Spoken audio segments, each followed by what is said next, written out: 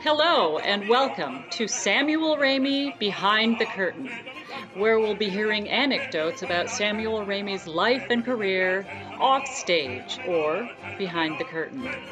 I hope you enjoy this series.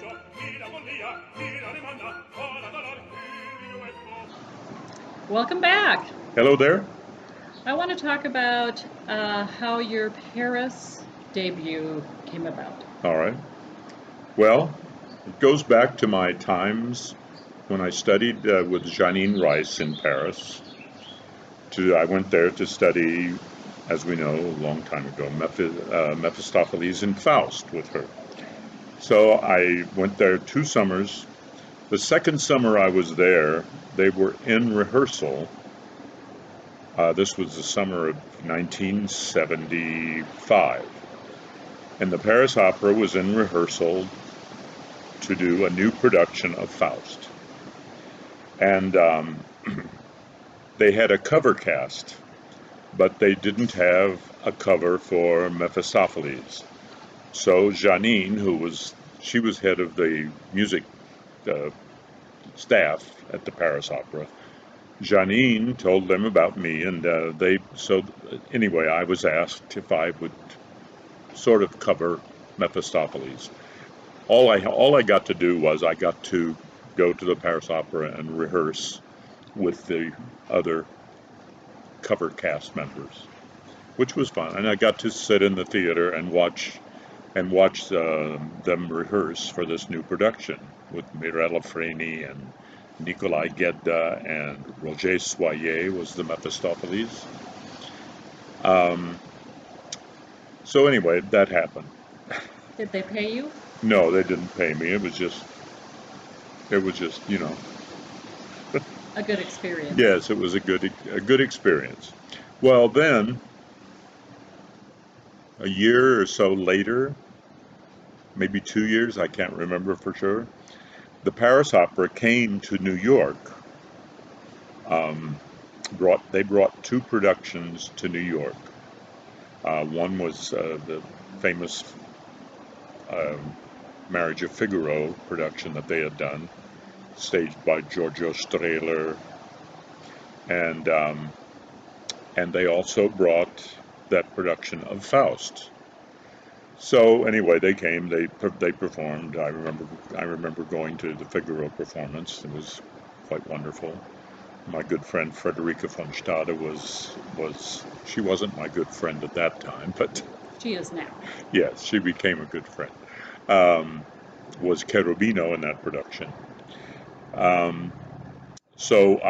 Anyway, when they did the Faust production, the bass, Roger Soyer, who was doing Mephistopheles, had some problems during the opening performance.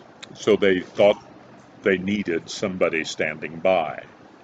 So they asked me, since I had done a few rehearsals of the production, I sort of had an idea about the production. They asked me if I would stand by. So I said yes, and so I went back. Janine took me back. I remember back in the offices at the Met, and a lady named Joan Ingpen was the artistic administrator of the Paris Opera then. She later became, a number of years later, became the artistic administrator at the Met.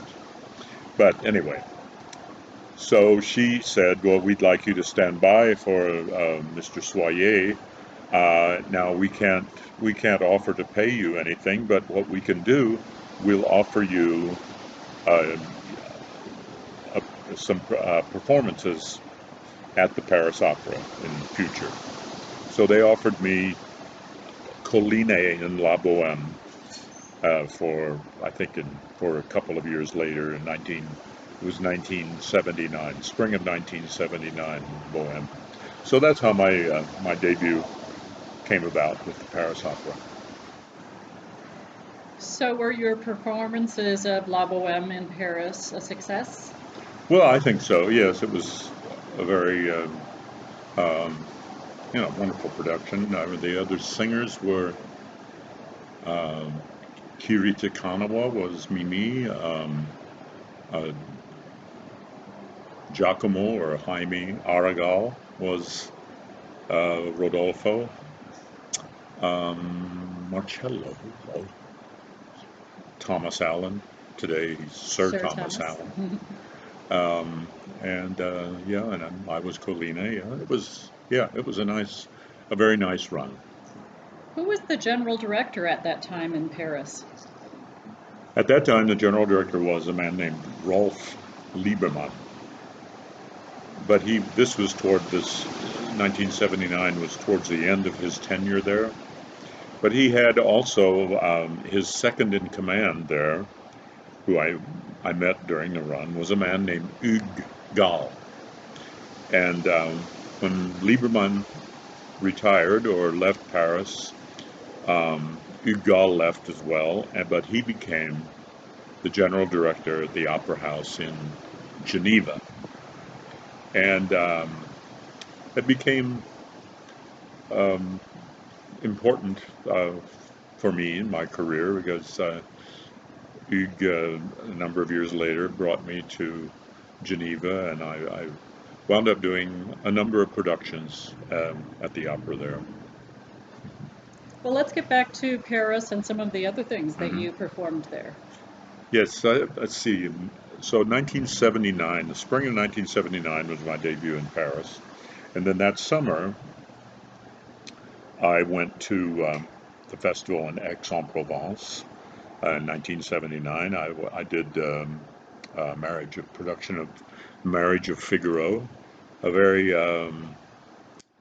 controversial production of Figaro. In what way? Well, it was directed by a man named Alfredo Arias, who was from Argentina. He was Argentinian.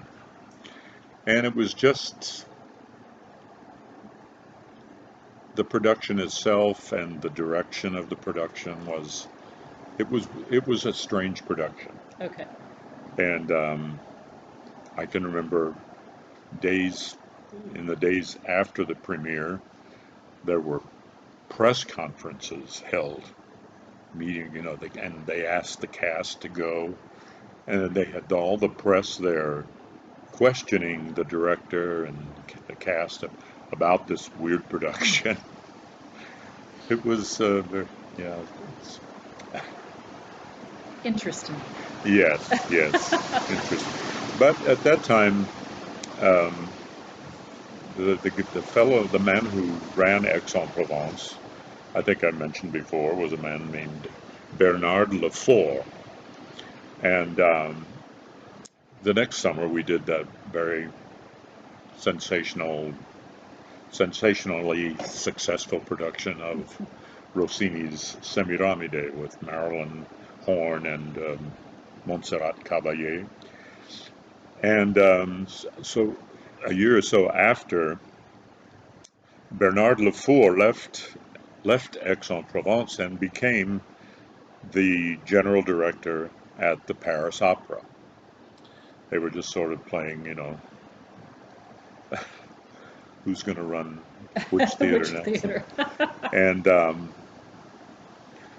so I think the next thing I did at the Paris Opera, Bernard was under Bernard Lefort, and it was, I think it may have been in the fall of 1981, maybe 82, but I think it was 81. And what it was Bernard Lefort brought the production of Semiramide that we had done in Aix to Paris, to the Paris Opera. We didn't perform it at the Paris Opera itself. We performed it at the Théâtre Champs-Élysées in Paris,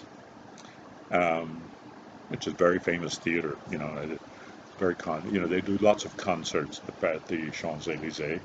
That's where Stravinsky's Rite of Spring premiered at the Théâtre Champs, at the very controversial. There was riots, I understand, but anyway, that's neither here nor there. We didn't have any riots after Semiramide.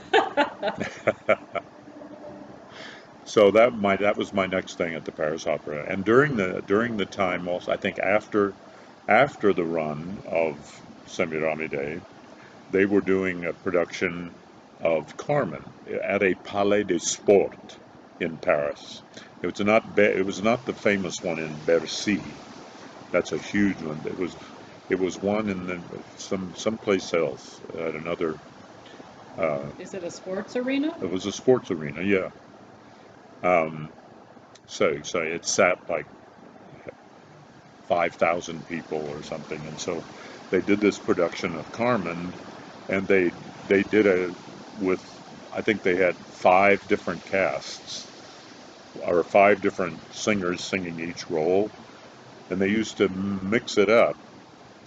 I remember, one night I would go and sing, and I was singing with, I can't remember all the parts, but I think I sang with maybe 3 or 4 different Carmens and 3 or 4 different tenors. So, but they must have done 40 or 50 performances of this Carmen. Uh, Did it get to a point where you just walk out on stage wondering who was going to be in the cast with you? no, we had a warning. Okay. We knew who was going to be in the cast that night.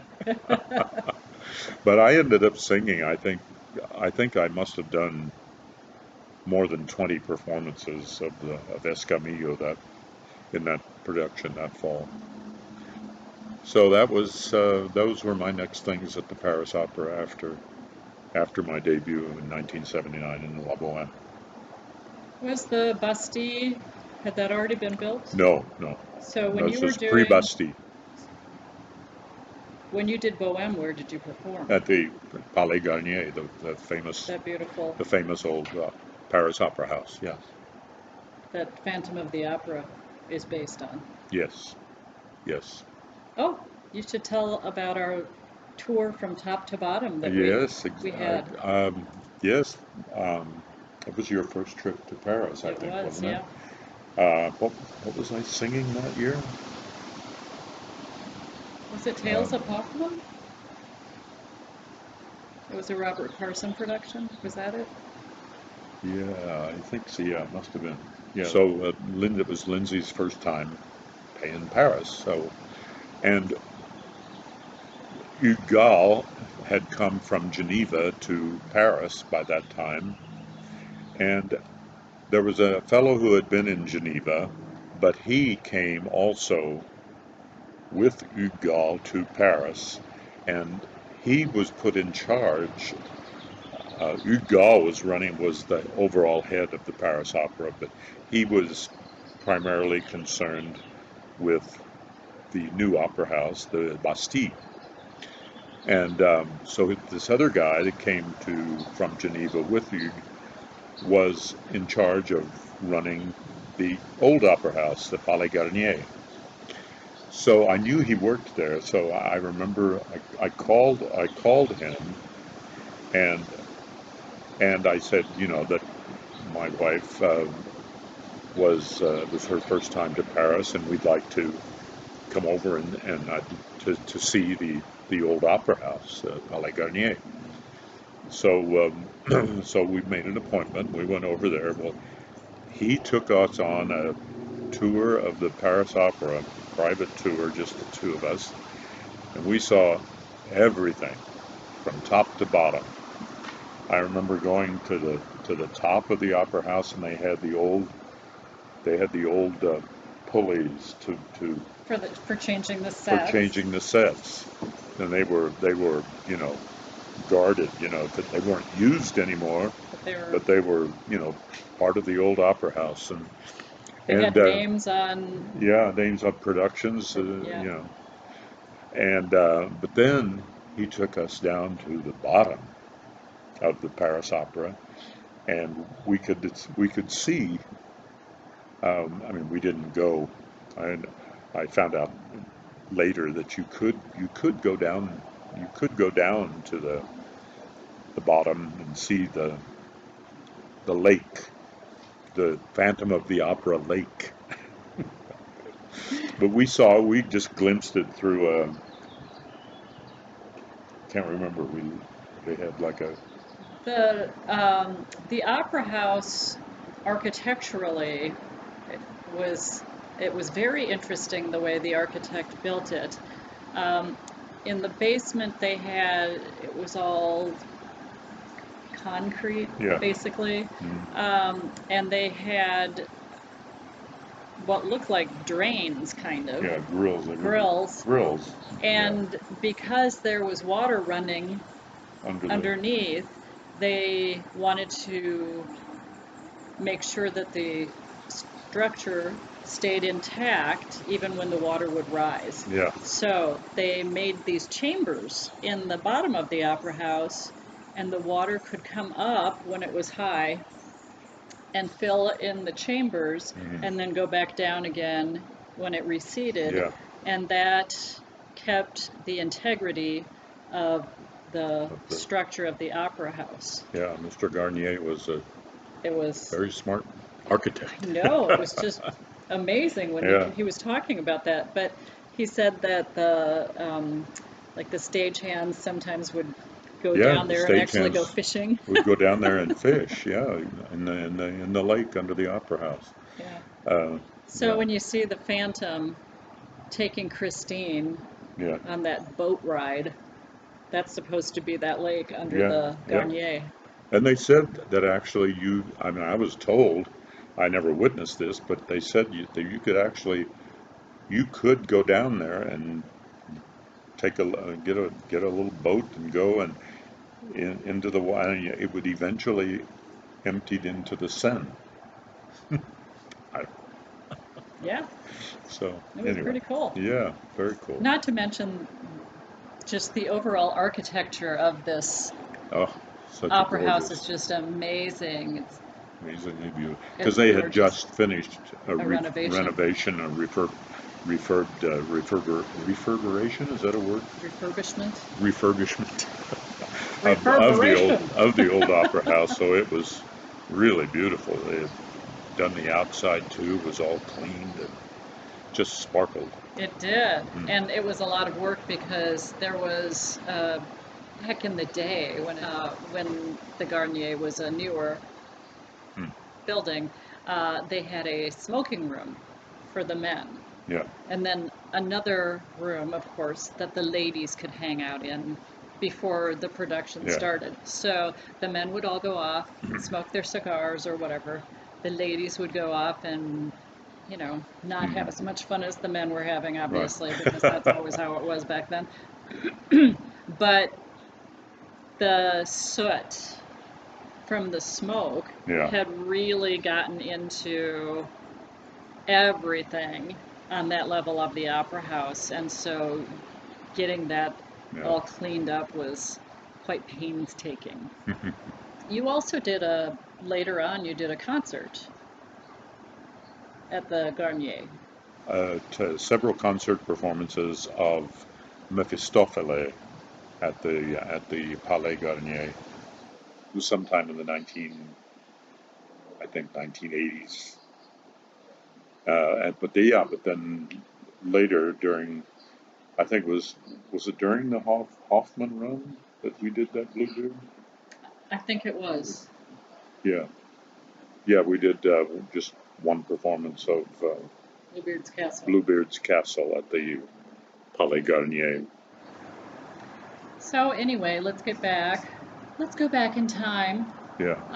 You'd done Semi-Ramey We finished, yeah, with the and Carmen. Carmen, and that was in I think in 1980, 81 or two. I'm not sure which. And then and then Bernard Lefort left the Paris Opera. His his tenure was fairly short, and I think he was the next general director, was a man named an Italian gentleman named Massimo Boggianchino, and I don't remember how this production came about, but anyway, I was probably because I had done the Semiramide in Paris, and I'd been going to the Rossini Festival for several years, a couple of years anyway, um, doing Rossini. So the Paris Opera invited me or asked me to come and do a production of Rossini's Moise. I went to Paris and did that production. But while I was there at the Paris Opera during the Moise production, um, Mr. Bogianchino asked for me to come in for a meeting. They wanted to talk about maybe possible future projects or whatever. So I went in to the office, and so I remember him telling me that they had a project that they were undertaking of doing productions of operas that had been composed for and premiered at the Paris Opera. And at that time, he asked if I would be interested in doing Meyerbeer's Les Huguenots, and I didn't know Les Huguenots. I mean, of course, I knew of it, but I was not familiar with the music at all. And I had heard somewhere else, I can't remember who told me about a Meyerbeer opera called Robert le Diable. Somebody had said that there was a fabulous bass role in there, in that opera. So I remember that I said, well, because I knew it had also been composed for the Paris Opera, and so I decided to counter his offer, and I said, well, since you're thinking of Meyerbeer, I said, what about Meyerbeer's Robert le Diable?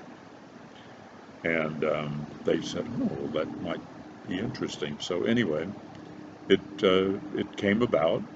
So the next thing I did in Paris after the Moise was Meyerbeer's Robert le Diable, the role of Bertrand.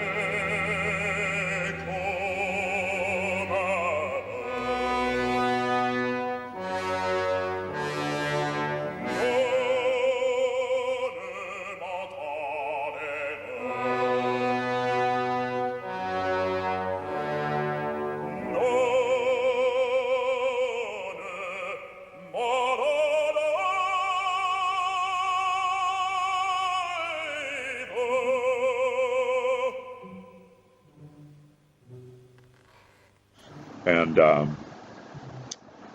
that was, I think we did that in 1985, I believe, is when that was done. So after your Met debut. Yes, not long after my Met debut. And the interesting thing about Sam's Met debut is that he'd already sung everywhere else before he debuted at the Met. Yeah. Yeah, my Met debut was a long time coming.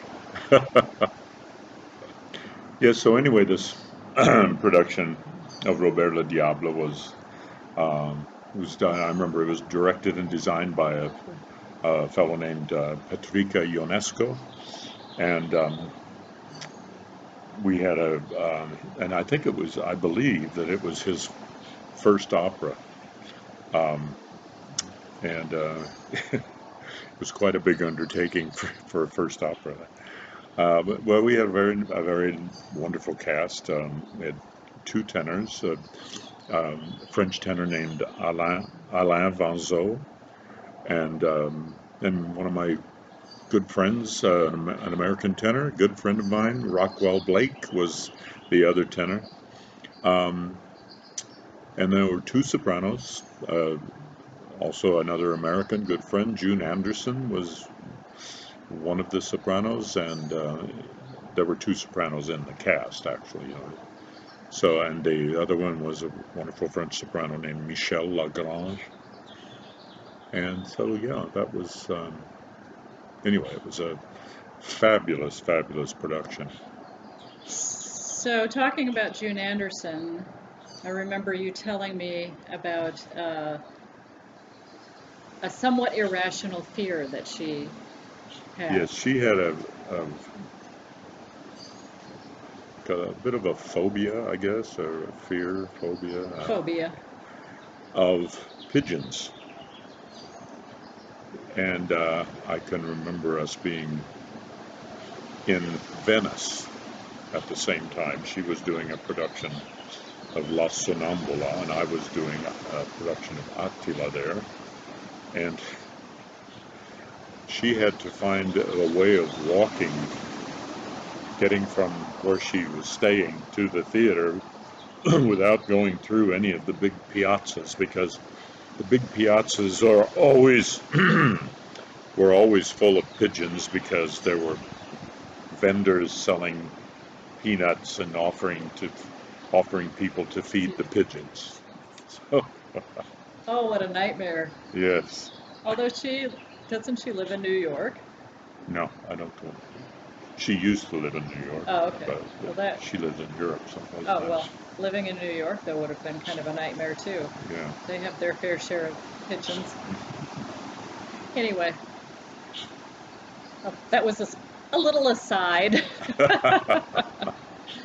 So, the Robert le Diable, was it a successful production? Oh, yeah, it was a huge, very big success. And you performed at the Paris Opera, the Garnier, and also the Théâtre Champs-Élysées.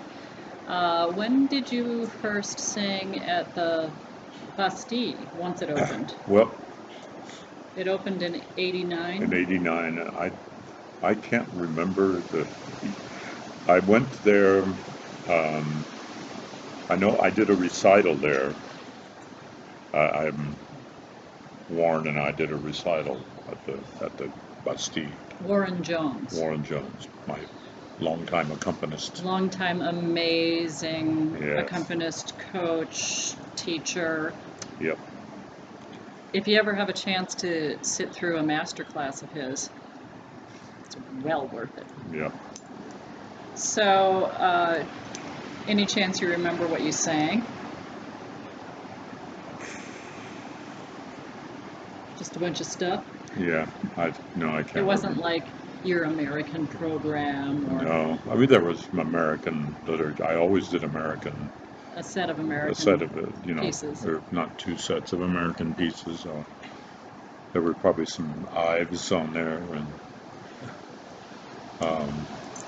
but I can't remember. It may have been part of a European tour. We did a couple of European recital tours. Do you prefer singing in an opera production or doing recitals? Well, I mean, I always considered myself an opera singer.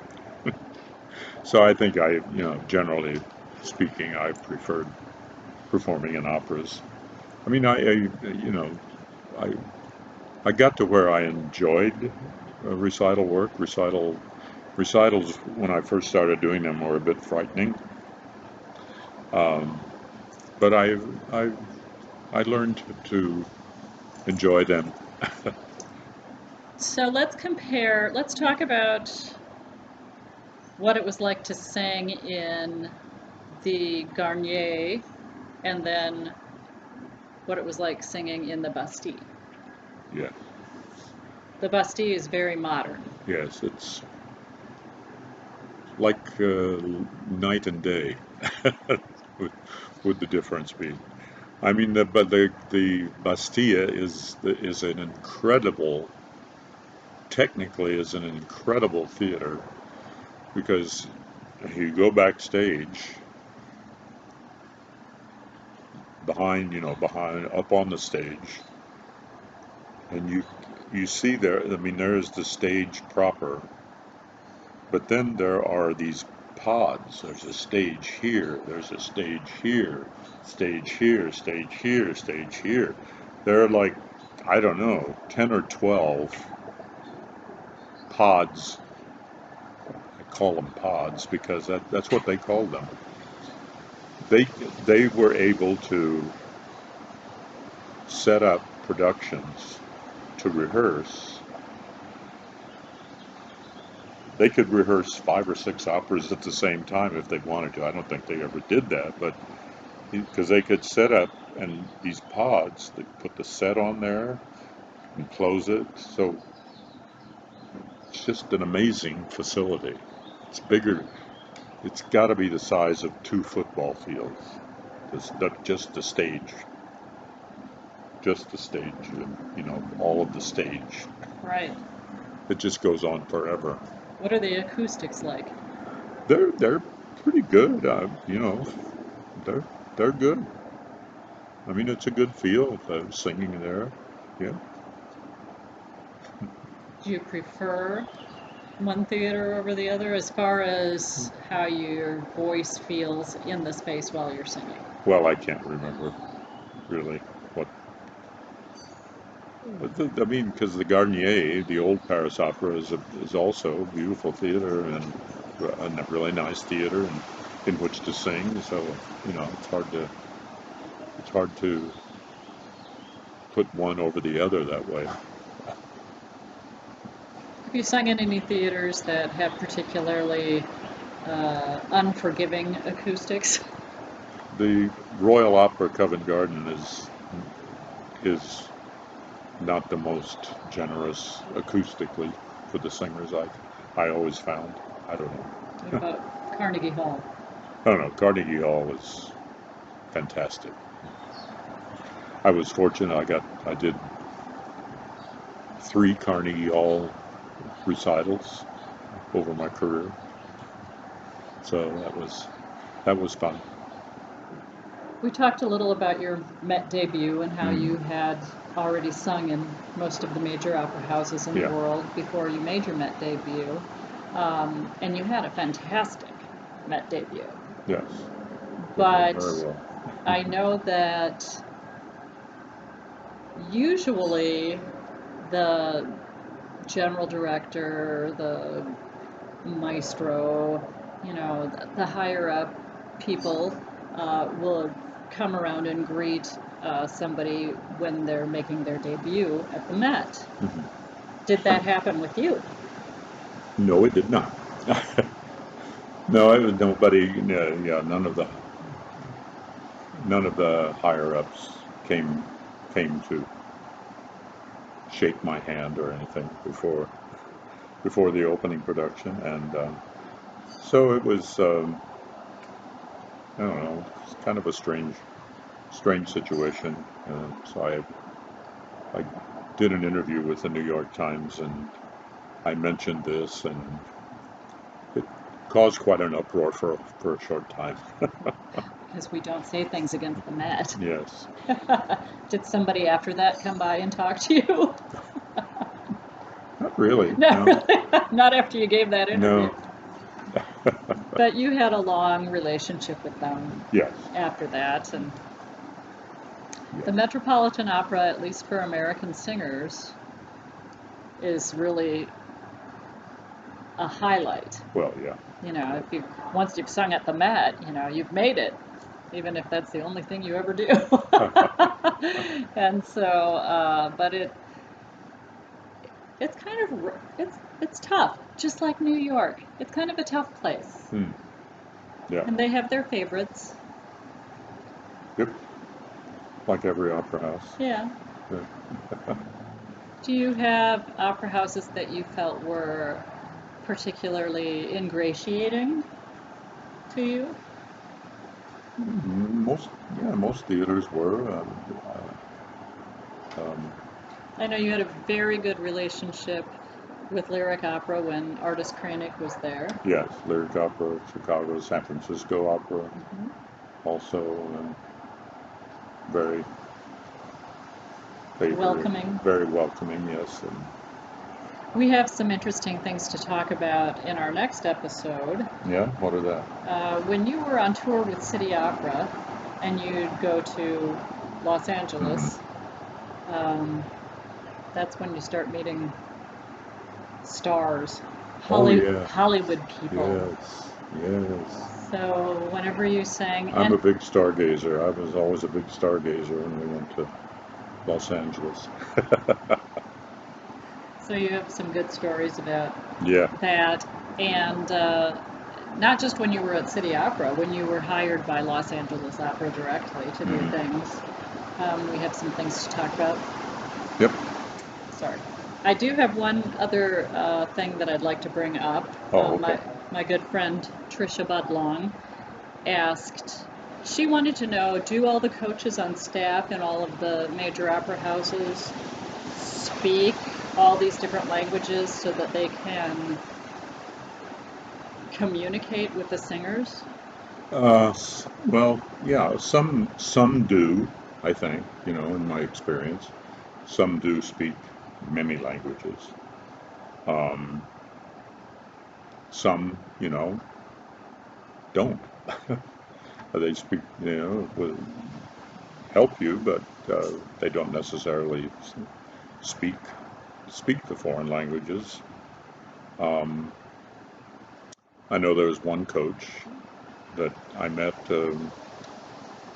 I met him years ago, early in my career. I was singing in Amsterdam. I was doing a production of Tales of Hoffmann at the opera in Amsterdam. This was in 1978, I believe, and this production of Hoffmann was in German. They brought this production from a theater in Germany, so they decided to keep it in German in Amsterdam. So that was my first Tales of Hoffmann in Europe. Was in German. I remember my first line was "Hey du da, auf ein Wort, mein Sohn." Hey du da. But anyway, while I was there doing Hoffmann, they were in rehearsal for a new production of Alban Berg's Lulu, with Teresa Stratas was her first Lulu. Well, I was sitting in a sidewalk cafe one day, and Teresa walked by, and she stopped, and she saw me and stopped, and with her was this coach she was working with. His name was John Fisher. He was somebody who spoke everything. He spoke everything. He was living, I think, at that time, or had at least had spent a number of years in Amsterdam. He spoke Dutch, and I mean, that's an incredible feat to speak Dutch, I think. So if you went someplace and you were working with a coach who really didn't speak English very fluently, you can still kind of get by because of the music. Yeah. I mean, Music, the universal language. I worked with Ricci, when I first went to Europe. Mm-hmm. Worked with Ricci, and he spoke just a little bit of English. But yeah, we've managed to be able to work. Also, English speakers are kind of spoiled in that most people know some English. Yeah, that's true. But I actually, the first summer I sang in Pesaro with the Rossini Festival, I mean, I went there, got there to rehearse. Well, they had nobody that spoke English. And I was, this was not my very first time in Italy, but first time that I'd spent a great deal of time in Italy. And so I didn't really speak that much or understand that much Italian at that time. Well, they ended up hiring somebody who spoke English and Italian to come to rehearsals, and when I needed to translate for me, translate, from the stage director and like that. But, I got better with the languages as the years wore on. Yes, your understanding is very good in French and Italian, German. Right. It seems like most singers who do not speak English as their native language, they've either learned some English or they learn Italian. Yeah. So most opera companies, I think, as long as they have people who speak English and people who speak Italian, they seem to be able to cover most of their bases. Yeah. I know a lot of Romanian singers learn Italian because not that many people actually speak Romanian. Well, Russian singers as well, Yeah, the Italian is sort of their second language. Always one of my regrets that I didn't spend more time with languages when I was first beginning. So. And you can't always rely on the phrases you have learned singing in an opera, because no, you can't at all. That's not going to translate into the real world of. Yeah. Oh, you could say mi chiamano, but not me. No. Mi chiamano Sam. And when you go to Paris, if you get into a taxi and you say in French where you want to go, more often than not, the taxi driver will act like he has no idea what you just said to him. That's true. Even though Sam's French is impeccable. Yeah. They prefer. They will correct you. Yes, they will correct you, or they prefer to try to communicate with you in English so that you're not bastardizing their French language. Right. Hopefully you were able to hear this interview, because we're sitting outside taking advantage of the beautiful weather, but it is windy. We'll see you next time. Bye-bye.